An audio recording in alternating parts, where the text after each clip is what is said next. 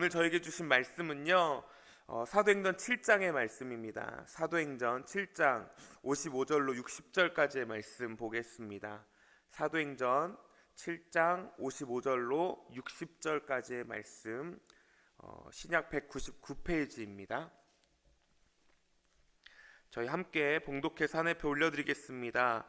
스데반이 성령 충만하여 하늘을 우러러 주목하니 하나님의 영광과 및 예수께서 하나님 우편에 서신 것을 보고 말하되 보라 하늘이 열리고 인자가 하나님 우편에 서신 것을 보노라 한데 그들이 큰 소리를 지르며 귀를 막고 일제히 그에게 달려들어 성 밖으로 내치고 돌로 칠세 증인들이 옷을 벗어 사울이라 하는 청년의 발 앞에 두니라.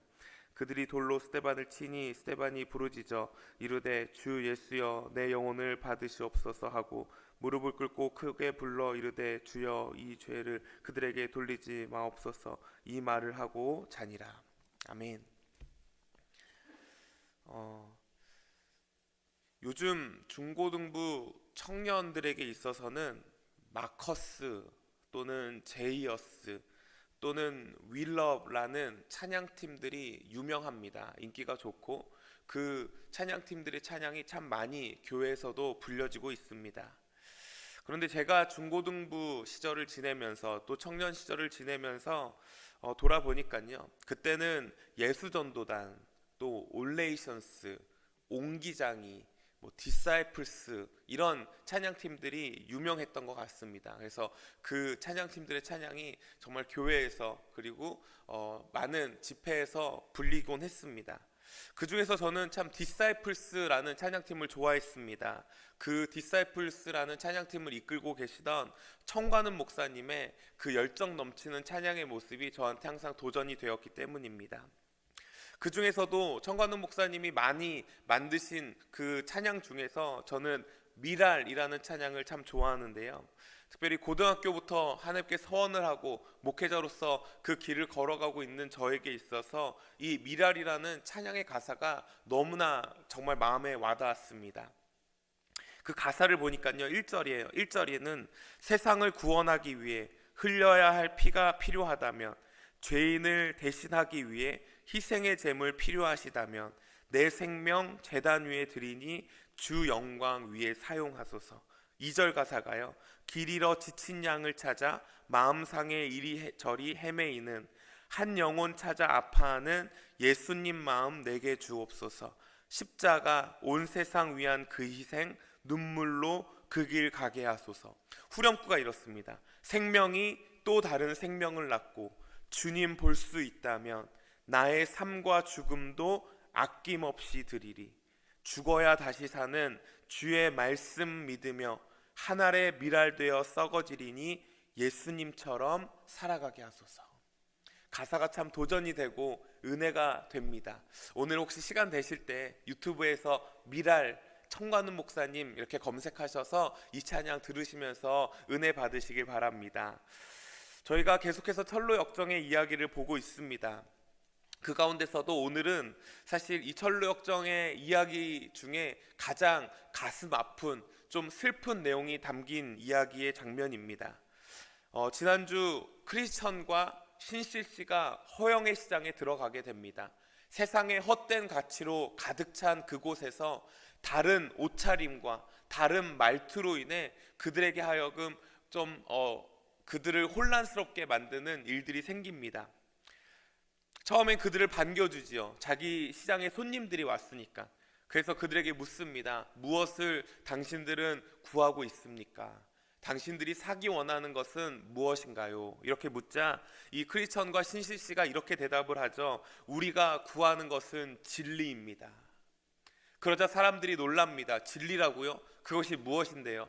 허영시장에 모든 것들로 가득 찼고 없는 것이 없다고 생각한 그들에게 드디어 없는 것이 발견되어진 것이지요. 그러니 혼란이 찾아옵니다.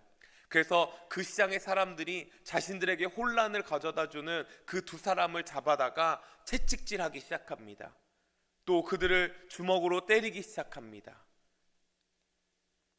심지어 돌로 치기도 하고 칼로 찌르기까지 합니다. 얼굴에 멍이 들고 피가 흘리고 상처가 남고 그 아픈 고통 가운데서도 이 두 사람은 끝까지 진리에 대한 이야기를 하고 있는 것을 볼 수 있습니다. 그러자 사람들은 어떻게 할 수 없어 그 둘을 재판대에 올리기 시작합니다. 그런데 그 재판장 가운데 재판관으로는 선을 혐오하는 선혐오 씨가 재판관으로, 그리고 증인들로는 시기 씨, 불신 씨, 아첨 씨가 서 있습니다. 배심원들로서는 악의 씨, 호색, 방탕, 자만, 증오, 거짓말쟁이, 잔인, 고집, 성급, 이러한 사람들이 배심원들로 출석해 있습니다. 여러분, 이 재판의 결과가 어떻게 되었을까요? 보나마나 뻔하겠지요. 역시나 만장일치로 그들은 사형이라는 선고를 받습니다. 그렇게 신실 씨가 먼저 사형에 처해집니다. 정말 도살장으로 끌려가는 것처럼 끌려가 화형대 위에 세워지고 그 신실 씨가 불타 죽음을 맞이하게 되고 맙니다. 진리를 위한 순교의 장면이 우리들 가운데 보여지고 있는 것이지요. 저는 이 철로 역정의 스토리를 보면서 참 많이 울었던 기억이 있습니다. 또 이 모습을 보면서 한 장면이, 성경의 한 장면이 생각이 났는데, 그것이 바로 오늘 본문 우리가 잘 알고 있는 스데반 집사의 순교의 장면이었습니다. 어느 한 목사님께서 이렇게 이야기하셨습니다. 그리스도인들에게 가장 기초가 되어져야 하는 신학의 덕목은 바로 순교이다. 그렇기 때문에 모든 그리스도인들은 순교적인 신앙을 가지고 우리의 삶을 살아가는 필요가 있다라는 것을 말씀하신 것이 기억이 났습니다.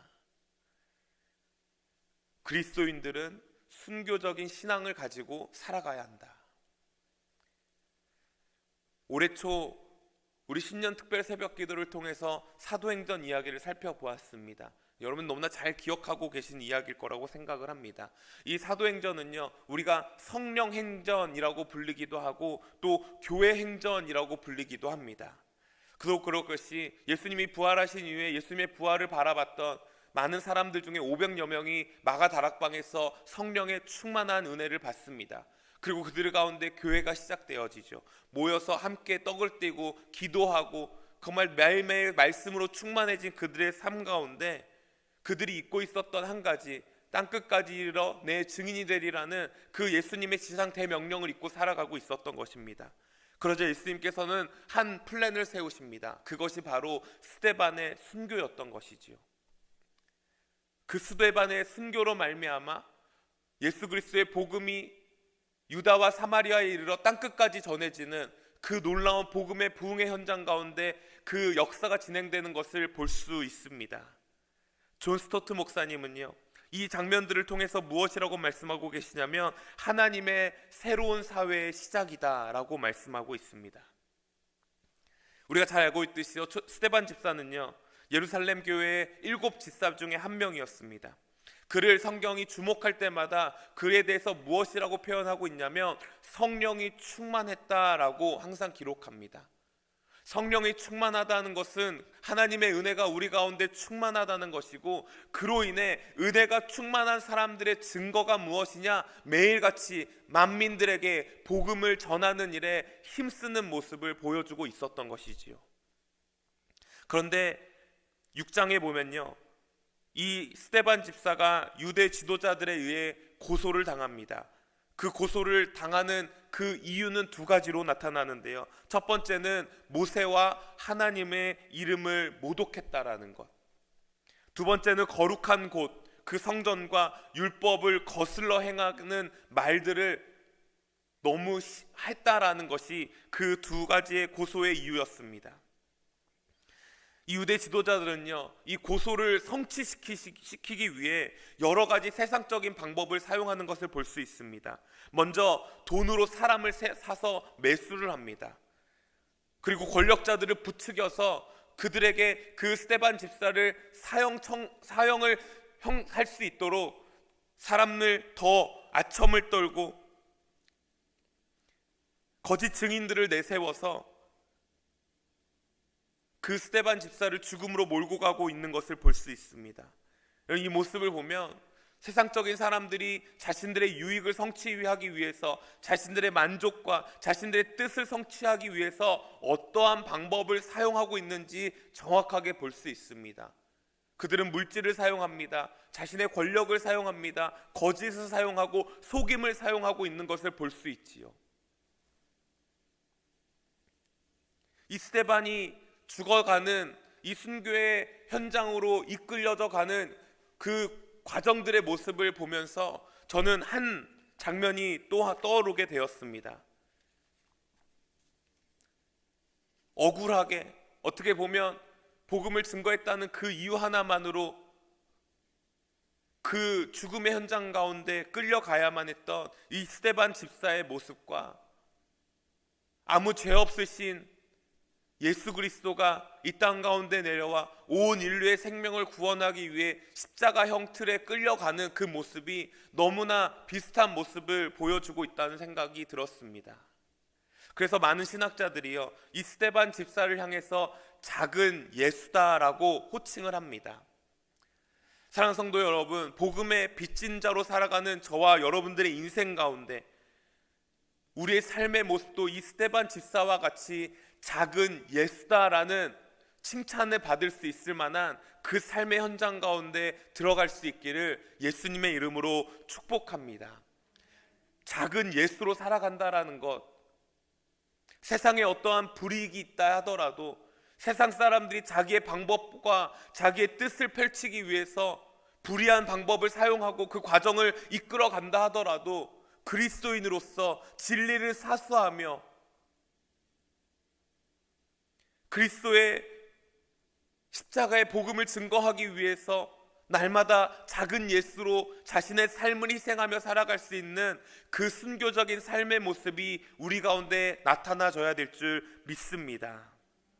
그래서 우리는요, 팬이 되는 게 아니라 팔로워가 돼야 되는 거예요. 팬은요, 자기가 좋아하는 사람의 인기가 높아지면 자기가 막 좋아합니다. 그러다가 인기가 시그러지고 자신이 원하지 않는 모습이 그 사람들 가운데 보여질 때 등을 돌리는 사람들이 팬들입니다. 근데 팔로워는요, 희생하면서 끝까지 쫓아가는 사람들입니다. 죽음의 두려움을 극복할 수 있는 그 유일한 방법이 팬으로 살아가는 것이 아니라 팔로워로서 그 예수 그리스도의 십자가의 길을 걸어가는 그 삶의 모습을 통해서 우리 또한 언젠간 작은 예수다라는 귀한 칭찬을 받을 수 있는 그런 자리로 나아가게 될 줄 믿습니다. 그래서요, 순교적인 신앙을 가지고 살아가야 하는 우리들의 삶 가운데 과연 어떠한 믿음이 필요한가, 우리는 우리 스스로 돌아볼 수 있어야 한다라는 것입니다. 먼저는요, 십자가의 복음이 죽음의 두려움을 이길 수 있다라는 확실한 믿음이 우리 가운데 필요합니다. 십자가의 복음이 그 어떤 두려움도 이겨낼 수 있는 용기가 된다라는 확실한 믿음이 우리 가운데 필요하다라는 것입니다. 6장에서 스데반 집사가 고소를 당합니다.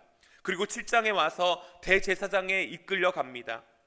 여러분, 대제사장 앞에 이끌려 간다라는 것은 그가 결국 죽음의 자리로 가야 한다라는 것을 인식하게 된다라는 것입니다.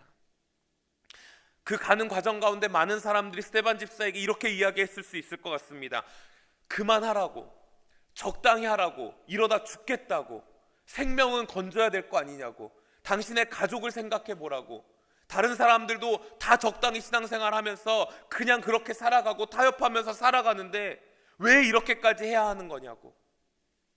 그런데 6장 15절 말씀에 보면요, 스데반 집사의 얼굴이 천사와 같이 되었다라는 말씀이 있습니다.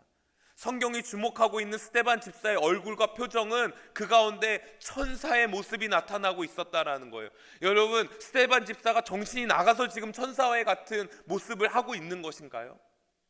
그가 지금 어떠한 상황인지 상황 파악이 되지 않아서 천사와 같은 표정을 지을 수 있었을까요?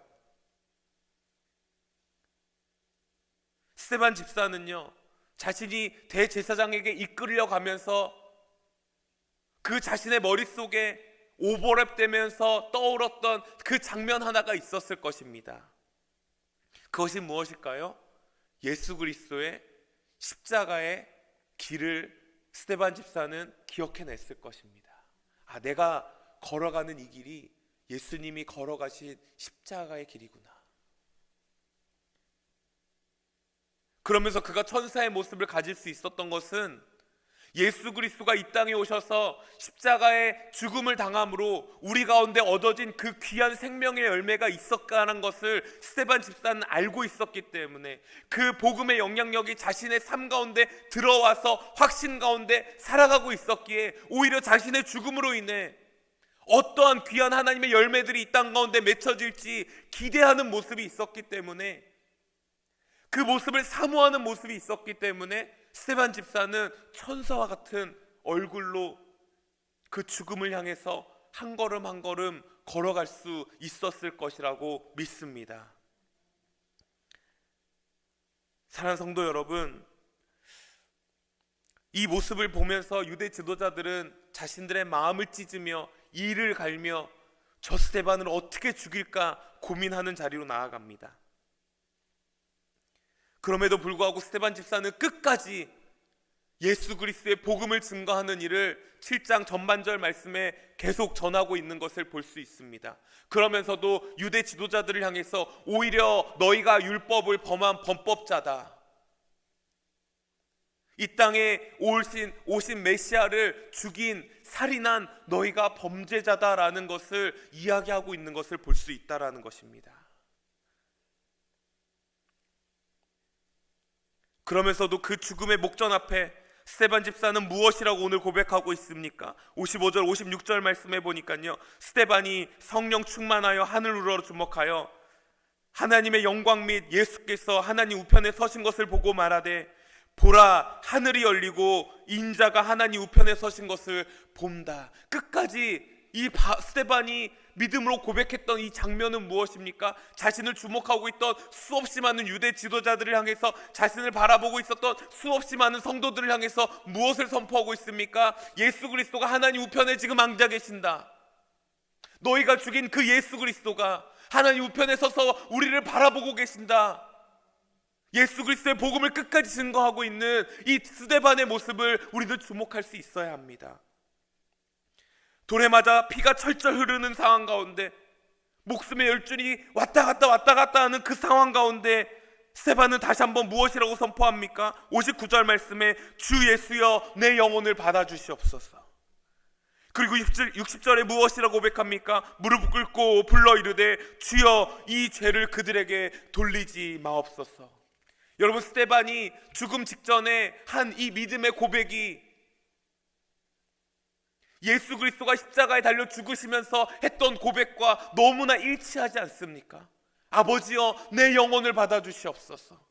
아버지, 저들의 죄를 저들에게 돌리지 마옵소서. 저들이 무엇을 하는지 모릅니다. 스데반은 예수님의 십자가의 죽음의 그 강한 각오와 담대함이 그 마음 가운데 불타오르기 때문에 이 믿음의 고백을 할 수 있을 것이라고 저는 확신합니다. 사랑하는 성도 여러분, 죽음을 이기는 용기는요, 예수 그리스도의 십자가의 복음의 사랑인 줄 믿습니다. 내가 받은 그 십자가의 사랑 때문에 나도 그 죽음의 현장 가운데 간다 할지라도 그리스도를 전할 수 있는 담대함이 우리의 믿음 가운데 나타나져야 한다라는 것입니다. 크리스천과 옆에 있었던 이 신실 씨가요, 끝까지 그 죽음의 화형의 틈틀에 올라가면서도 크리스천을 향해서 이렇게 고백합니다. 사랑하는 형제여, 나를 위해서 슬퍼하지 마십시오. 나를 위해서 울지 마십시오. 우리가 진리 안에 거하기에 반드시 우리는 다시 만날 것입니다. 천국에 대한 확신, 진리에 대한 그 확신, 복음에 대한 그 확신 때문에 죽음이 두렵지 않겠다는 것이죠. 사랑하는 성도 여러분, 우리 이 시간 믿음으로 고백합시다. 예수가 나를 위해 죽었다. 예수가 나를 위해 죽었다. 예수가 나를 위해서 죽었다. 이 믿음의 고백 때문에 그 어떠한 세상의 환경이 나를 두렵게 한다 할지라도, 비록 죽음의 두려움이 내 눈앞에 있다 할지라도 우리는 그리스도의 사랑 때문에, 그리스도의 그 십자가의 복음 때문에 오늘도 담대하게 이 십자가의 길을 걸어가고 있는 줄 믿습니다. 예수가 나를 위해 죽었다. 이 믿음의 고백이 우리를 살리는 놀라운 믿음의 고백이 되어지기를 예수님의 이름으로 축복합니다. 또 한 가지 우리가 기억해야 될 믿음의 자세가 필요합니다. 순교적 신앙을 우리가 살아내야만 하는 우리의 삶 가운데 반드시 우리가 기억해야 되는 또 한 가지의 믿음의 모습, 그것은 생명은 또 다른 생명을 낳는다는 확실한 믿음입니다. 생명은 반드시 또 다른 생명을 낳게 되어져 있습니다.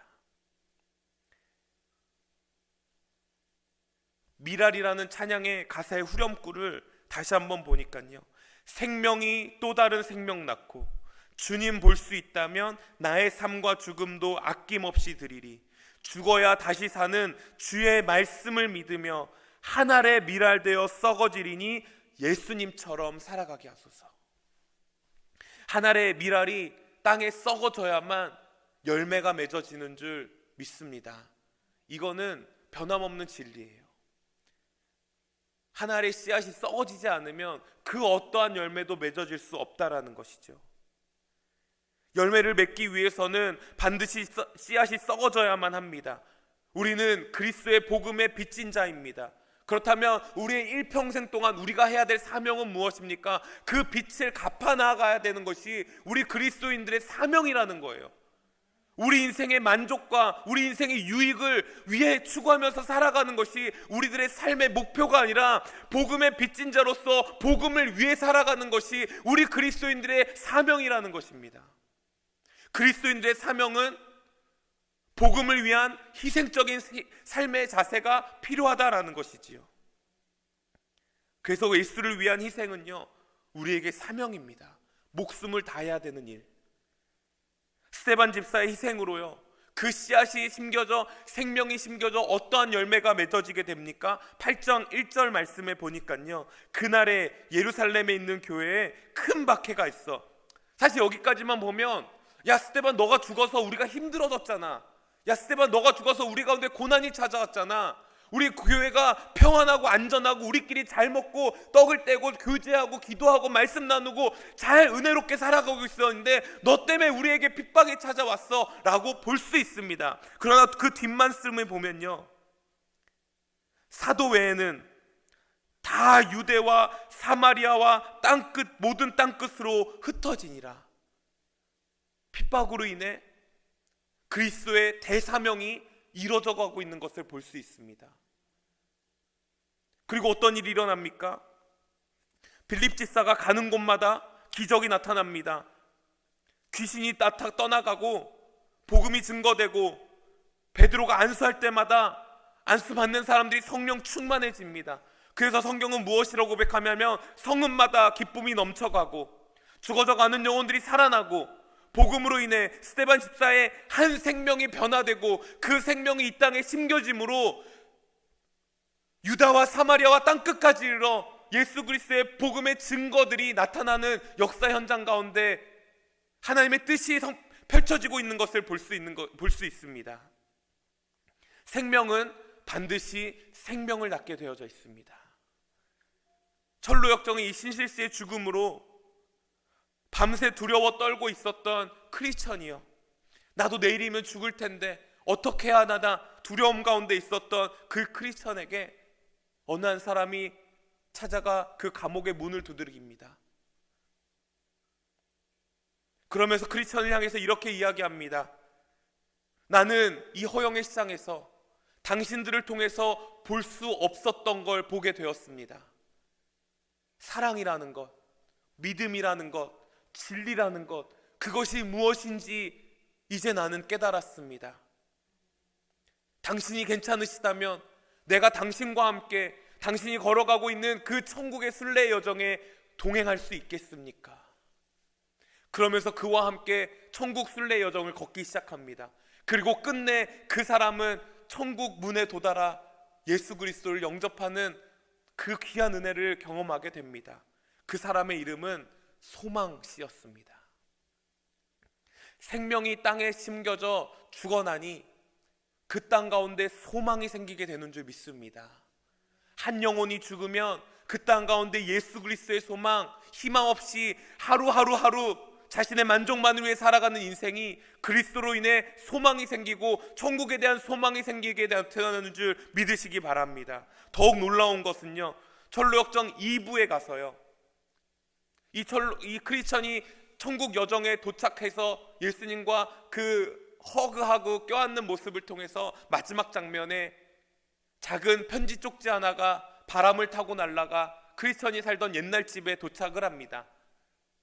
그 편지를 받아본 크리스천의 아내 크리스티아나는 아이들을 불러 모아놓고 이렇게 외칩니다. 얘들아, 아빠가 살아있어.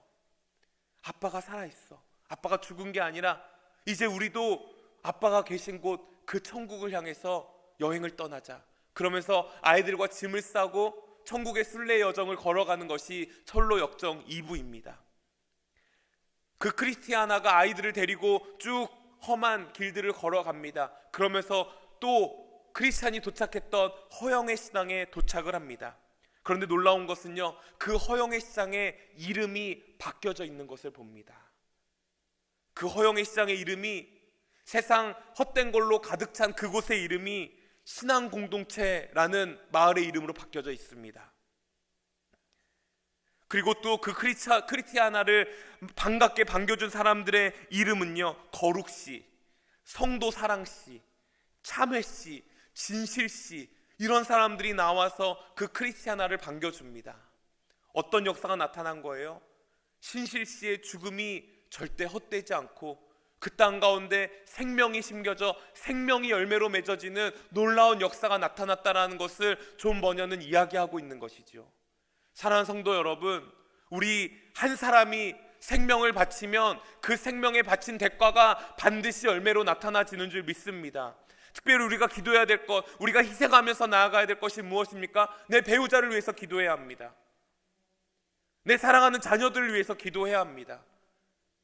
내 사랑하는 부모님들을 위해서 우리 기도해야 합니다. 그들의 믿음의 길을 떠나 세상의 길에 방황하고 있다면 우리는 그들을 향해서 내 생명을 심겨줄 희생의 각오가 반드시 필요합니다. 우리가 그들을 위해서 희생하지 않고 그들에게 사랑을 전하지 못하고 생명을 심기지 못하는 이유가 무엇이에요? 우리 가운데 생명을 심으면 생명이 나타난다라는 확실한 믿음이 없기 때문은 아닐까요? 어쩌면 너무나 막연하게 하나님 나 기도했으니까 하나님이 알아서 책임져 주세요, 이렇게 단순하게 우리가 하나님께 맡겨진 신앙으로만 삶의 자세를 살아가고 있기 때문에 우리 삶에 그 어떤 변화도 나타나지 않고 않는 건 아닐까요? 내 삶에 그 어떤 열매가 맺혀지지 않는 건 아닐까요? 사랑하는 성도 여러분, 이 순교라는 단어가 우리 가운데 너무나 무겁게 들릴 때가 있습니다. 내가 어떻게 생명을 걸고 신앙생활을 해? 말도 안 되는 거지. 또 어떤 사람들은 이 순교라는 단어를 너무나 멀리 있는 단어로만 생각합니다. 오지에 나가는 선교사님들이나 하는 일이지. 그러나 순교라는 단어를요, 헬라어로 찾아봤더니 마르투스라는 단어가 사용되는데요, 이 마르투스라는 단어는요, 순교라는 의미도 있지만 증인이라는 단어가 있다라는 것이에요. 증인으로서의 삶을 살아내는 것이 순교적인 신앙을 가지고 살아가는 삶의 모습이라는 것을 말씀하고 있는 것이지요. 무엇에 대한 우리가 증거를 해야 될까요? 누구에 대한 증인으로서 살아가야 될까요? 어떤 사건에 대한 증인으로서 우리가 우리의 삶을 살아가야 될까요? 예수 그리스도의 십자가, 날 구원하신 대속의 사랑, 그 사랑에 대한 증인으로서 우리가 이 땅을 살아간다라면 그 삶을 통해서 우리는 순교적인 신앙을 가지고 살아가고 있는 모습이 나타날 줄 믿습니다. 확실한 믿음, 그 어떤 두려움도, 죽음의 두려움도 이겨낼 수 있는 용기는 예수 그리스도의 십자가의 복음에 대한 확실한 믿음, 또 한 가지 우리가 믿음을 가지고 살아가야 되는 그 삶의 자세는 생명은 반드시 생명을 낳는다. 이 두 가지를 기억하면서 오늘도 우리에게 요구하시는 그 순교적인 삶의 모습을 믿음으로 고백하며 살아갈 수 있는 저 여러분들 되어지기를 예수님의 이름으로 축복합니다.